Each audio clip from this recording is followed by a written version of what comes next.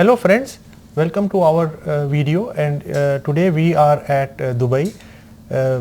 Digital transformation with TM Forum is happening here, and I am pleased to be sitting with Maxim Nartov from Nexign, and we are going to talk about how Nexign is bringing innovation to the market, what is their strategy, and why it is important for telecoms as well as the enterprise to embrace digital transformation and move ahead. So Maxim, welcome to our video. Thank you. It's a pleasure to have you. Tell us something about your operations today, and how do you look at digital transformation? Okay, Nexign is a company that established in the market for 27 years already, and we, for all of this time, we were working in the area that is quite close to the digital transformation. We are helping our customers to bring the capabilities they're getting from their network to monetize it and to deliver it to their customers. And if we're speaking about the digital transformation in particular, for last, I think, 10 or 7 years, we actively participating in this kind of projects with our customers, helping them to switch from more traditional CSPs or communication service providers to the digital service providers. It's one of the aspects we're actively working on.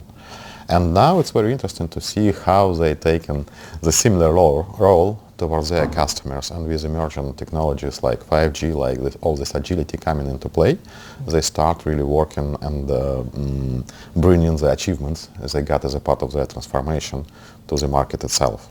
And I hope we will play the active role and help them to deliver those capabilities. Okay. So today, what are your core priorities in the market? Our priorities, I mean, as I said, we was for a long period, we was a pure BSS vendor, and BSS, you know, it's expanding now. We are going from just being able to build or to achieve the customers. We go into the area when our system help our customers to really expose the capabilities they have or they try to acquire with the emerging technologies to the outside world. And this is where we are thinking, and that's where we are looking for the next developments in our area as well. Okay.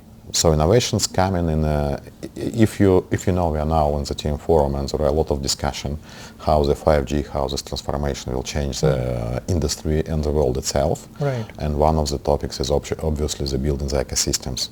And we believe that our solution will help our customers. Maybe not the customers, it's already partners at the end of the day, because the world is going to the ecosystem. It helps us also to move, helps them also to move forward, and our solution will help them to expose those capabilities. It's one of the key directions. So what are some of the big innovations that Nexign is driving today in the market? As I said, we're focusing on enabling the ecosystem from different perspectives. As being coming from the BSS world, we'll help our customers to expose the capabilities in the most efficient way. We help them to monetize them, but we also help them to package them in a way that it will be interesting as a product, as an offering, not just as a technology. Because at the end of the day, to make a transformation successful, it should be offered to the customers, not just, you know, not just to build in somewhere in the network or in the core. Right.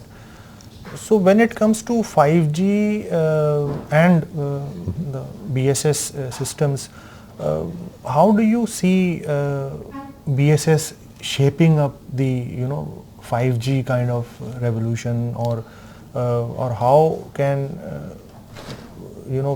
5G utilize the best out of their BSS?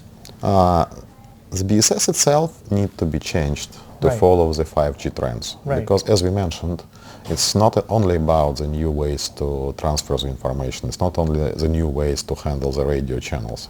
It's about the new ways to do business. And that's where it comes to play. There is an easy part under this is just to change the APIs, to change the capabilities as it changed as in 5G architecture. But when it comes to the wider scope, it's about how do we support the growing use cases. How do we, let's say the broadband itself, the enhanced broadband is a native use case.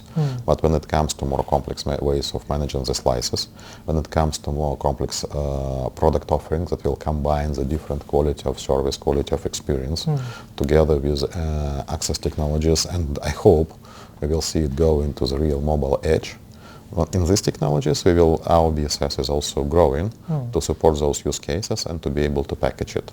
Because from our perspective, we're talking a lot about the technology, but technology brings the complexity, and if you go into the project, if you're trying to work with the other verticals on the project, you probably doesn't want all of this complexity jump out of this project and disrupt it. Right. So we're thinking, and this is a part of what BSS can do, is trying to help to package those technologies in the most convenient way. So the projects will go already on a pre-defined, pre-prepared infrastructure. Right. Still providing the proper level of agility. Okay. So in that kind of scenario, how can telecom operators future-proof their BSS strategy? That's what we're talking about. We see actually already in the market there are a lot of changes. Many operators, especially here in the Middle East, passed through the first level of transformation a few years ago, when they were already launching the 3G and preparing to launch the 4G stack. Now it's going to the 5G, and it's require a little bit different approach, coming up from a silo solution dedicated to be the most efficient, not communication, probably the connectivity service provider, to become the real digital service providers. And they need to make sure their BSS, from one hand, will support properly, as we discussed, the 5G technology stack, the ways of working that is coming together with 5G, but also it's very important for them that their BSS will really support the use cases that coming out of this story. And that's why they need to start thinking, well, we see they already started thinking about how to build in those use cases into the stack. Okay. And I think we should expect a next wave of it, if you want, a little bit later, when 5G will switch from the enterprise use cases it's focusing now to more to the consumer use cases, when we will get consumer uptake of this technology. Right. Okay. And speaking of your customers today, like how big is the customer community that you have, and what are your plans to increase? We have a few quite a strong reference. Okay. As for a long period of time, our company was focusing on our, if you want, the home market, which is inside Europe and CIS. Right. But now, 3 years ago, we had a big change in our strategy. Okay. We introduced a new brand name, Nexign, from a previous logo, and we started to expand into the region. We had a couple of success already here. One of them, I think, was already presented in your papers about the Chingutel. We're working on some other opportunities in this area. Okay. And as for our customers based on the uptake in 5G, I think we are in a very good position, because our home market itself is quite advanced from a technology perspective, from the use cases they're already building, and we can bring this expertise here, and vice versa, because some of the region is not, how to say it, not monolithic. Some companies running with a faster pace, some companies are just uptaking this. So we believe that MENA region for us is a good point to from one hand to bring the experience we already have, from the other hand to learn and to develop those use cases together with the new partners. Okay, great. So in the coming months, what more can we expect from Nexign? It's a very good question. I'm not sure how far we could really discover it here, but what we're doing now, we're working, as I said, on a few opportunities, so maybe we'll have some announcement later on. Okay. And we also, as you know, our company was joined a bigger holding a year ago, and now we refining our strategy to build a more portfolio-like solution. So I think it would be a part of the news, how we go together with our holding company, how we bring the products they already have to the wider market. This kind of collaboration. Okay. My last question on India and the subcontinent, how do you look at the Indian market and broadly the SAARC market, for instance, and how do you plan to address it, if at all? Do you have any plans? I don't think we have really hard plans to the Indian market at the moment. We, as a part of wider region, we are looking at the development that is going on in this particular market. And there are some ideas where we could come. We are looking into the opportunities. So maybe at some point of time we will have a good reference from India as well. Not in the coming few months, but maybe later on. Okay, perfect.